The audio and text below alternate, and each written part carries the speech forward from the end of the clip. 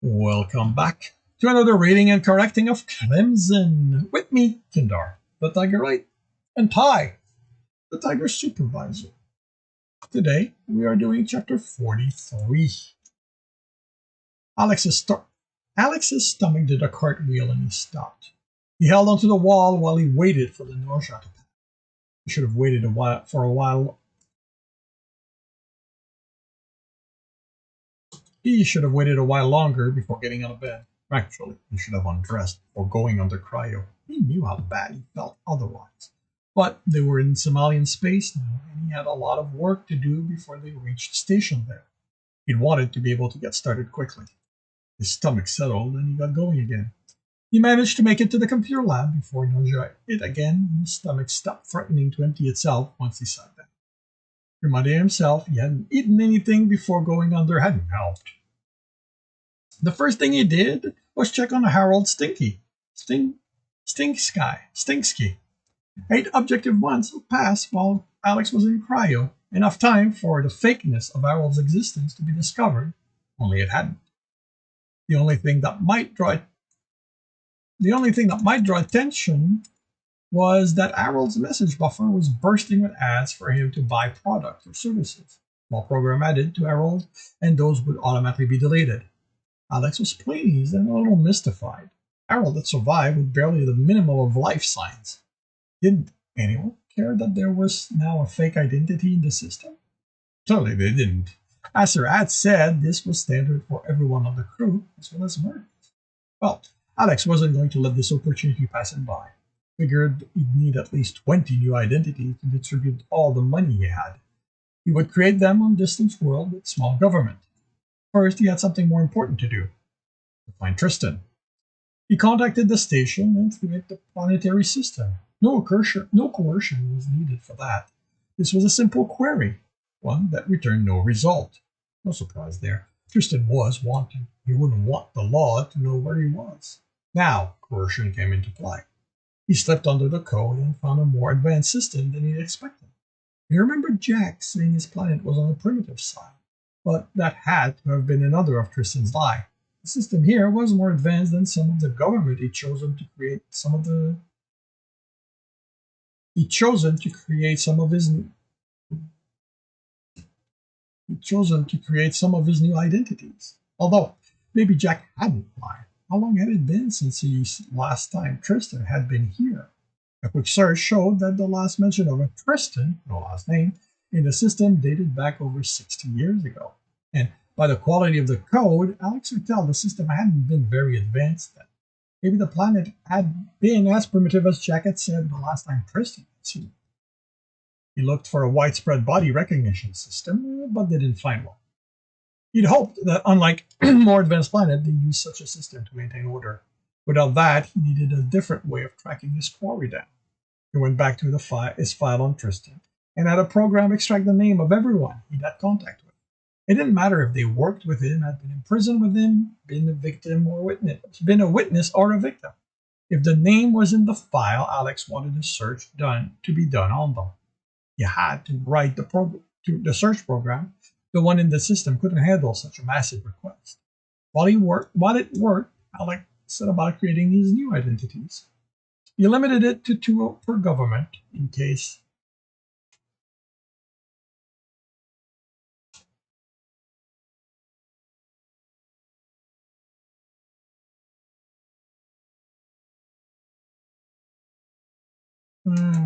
Check it.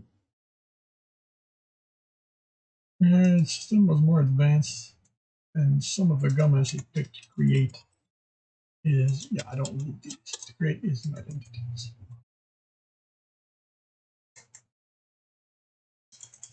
Create these new identities.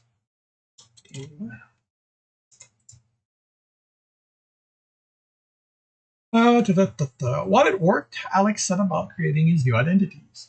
He limited it to 2 per government in case the appearance of too many identities would trigger an alarm.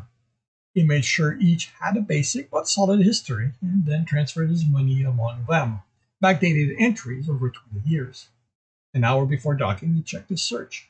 It was still going on, now working on the name of Tristan's first 10 years of activities. He set the search to work from the most recent name to the oldest. He had three names, and he figured those would be the only ones he'd get. And if something came up from that far back, how useful would the information be after 50 years? He took any information the planetary system had on those three names and transferred it to a data chip. Then he cleaned his presence out of the ship's system. He did do one thing to it before finally removing his own authorization. The moment that was done, he was kicked out. He'd pack before going under. It had been quick. Other than the case with the Defender, he only had one bag, although now it was filled with shirts and pants that could double as body armor instead of his previous civilian's clothing. He showered and shaved, made himself presentable for when he found Jack. Chuckled at that thought. He'd be finding Tristan first, so he should be borrowing a full set of armor from the ship and wearing that. He had considered dressing in the slackened shirt he'd first worn when getting on the ship, leaving as he'd arrived, but he'd lost so much weight they no longer fit him, and they weren't him anymore. Put them on would be to lie to Jack about who he was now. Did Jack even know him once he'd drawn him out of Tristan? Shook his head and was wasting. He shook his head. He was wasting his time. He needed to focus on the more important thing: finding Tristan, getting the best of him. Like he told Will, his old self couldn't do that. Only Crimson could. It wasn't charm that would win against the Samana. It would be strength and cunning. He put on gray pants with light red stripe at the waistband and ankle, a mostly red shirt with gray patch on her, and with gray patches with a mostly red shirt with gray patches under it.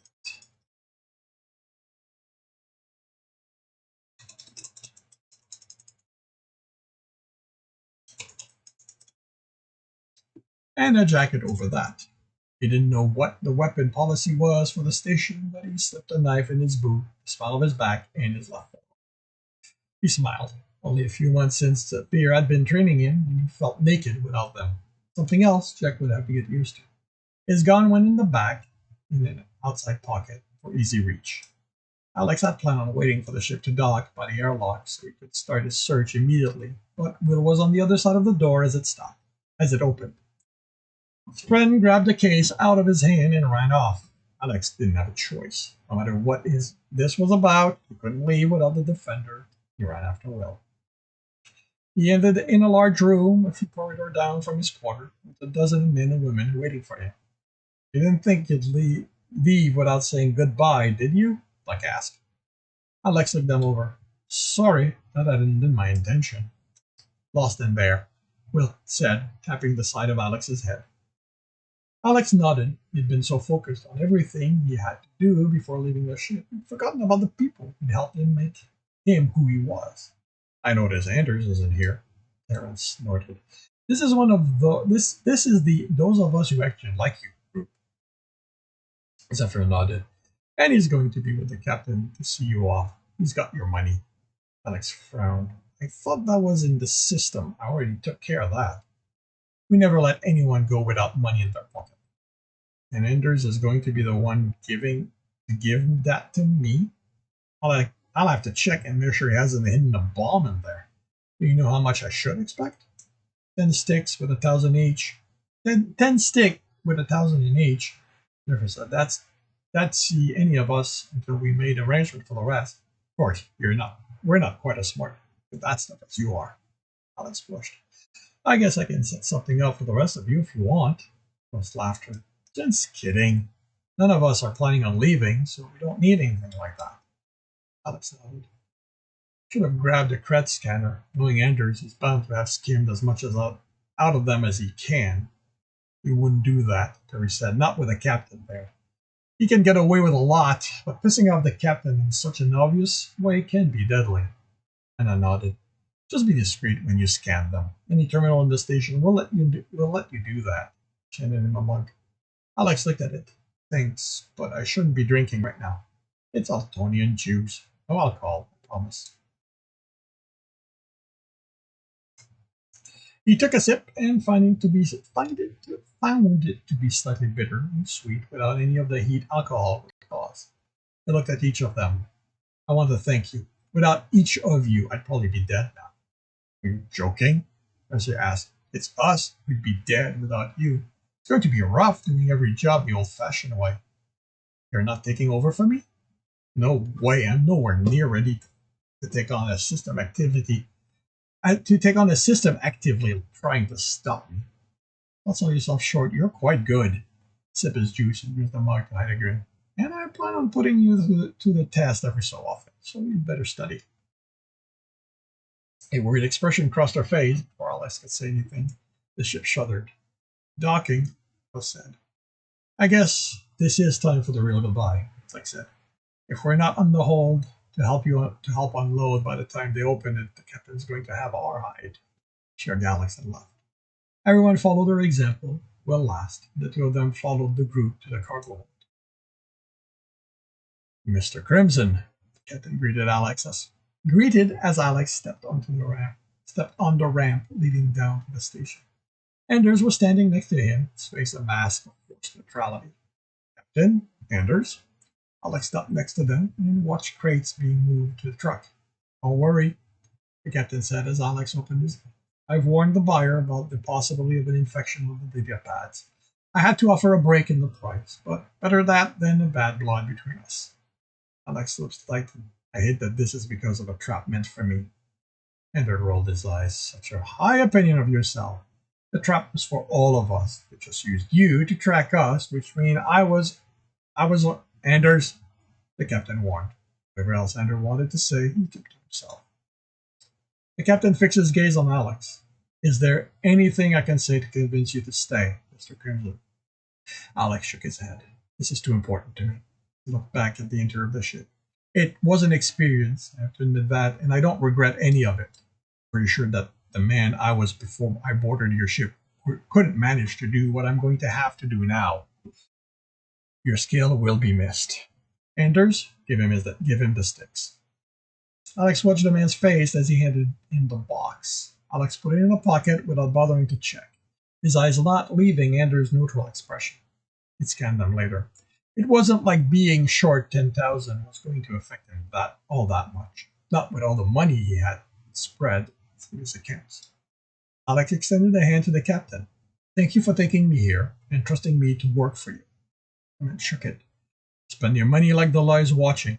Follow your ship like the engine is unstable and treat your crew like each of them hides a knife. Alex had a baffled expression as he tried to figure out what that meant. The captain smiled and clapped his other hand on top of Alex. Be careful, Mr. Crimson. It's a dangerous universe out there. I will be. You be careful too. Wherever they were ready for my tricks, so they might have ways to restore their ship's memory. You don't need to worry about on my account. I've been handling the law and bounty hunters for longer than you've been alive. I will handle this too. Alex had no doubt of that. I guess that's it then. I'm no longer part of your crew. Technically, that only happens once you step off the ramp. Alex looked at the end of it, 5 or 6 steps away, and beyond that, at the station and the planet.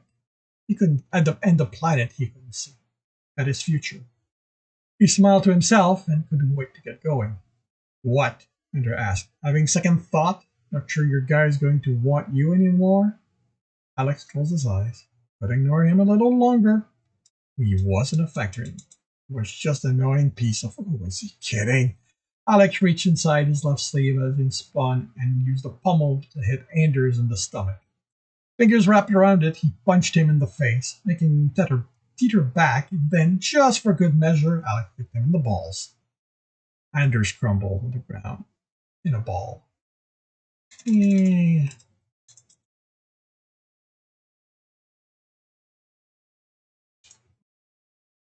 Alex forced him on his back and then knelt, a knee on the man's chest. He flipped his knife so the point was on Anders' nose. Listen to me, Anders. I hope you enjoyed all those time you got to order me around, because I don't have to take it anymore. I'm not killing you right now out of respect for Captain Miron, but you better hope our path never crosses again. our paths never cross again. Because the next time they do, I'm not going to leave anything of you for others to pick up. Alex turned, and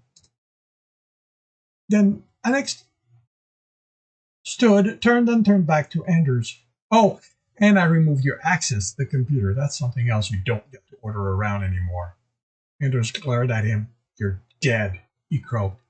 Give it your best shot, Anders. He looked at the captain. If you value his life, I'd suggest you keep him on the ship. The man nodded.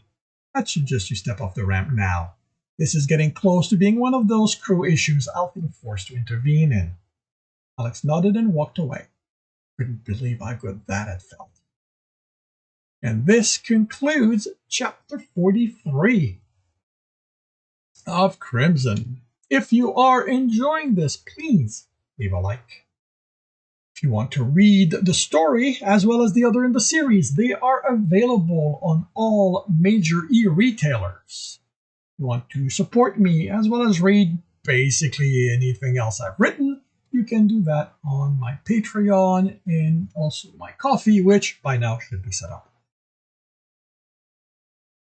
If you want to listen to me do these live, it's every Tuesday morning, 8 a.m. Eastern Time. And with that, I shall wish you a good day.